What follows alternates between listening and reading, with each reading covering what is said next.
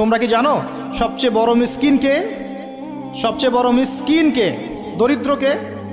সাহাবীরা বলছেন আমরা তো মনে করি যার কাছে অর্থ সম্পদ কম সেই বড় মিসকিন। আল্লাহ রাসূল বলছেন ভুল।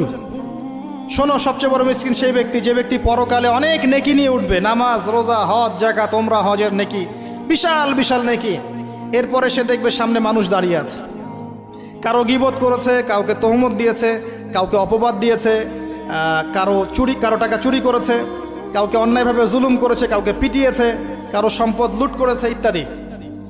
তখন আল্লাহ পাক বলবেন শোধ করে দাও। কিভাবে শোধ করা হবে? ফেরেশতারা জিজ্ঞাসা করবেন, আল্লাহর পক্ষ থেকে হুকুম আসবে এই ব্যক্তির নেকিগুলোকে ওদের আমল নামে কনভার্ট করো। বলছি শেয়ার ইট পাস করে দাও।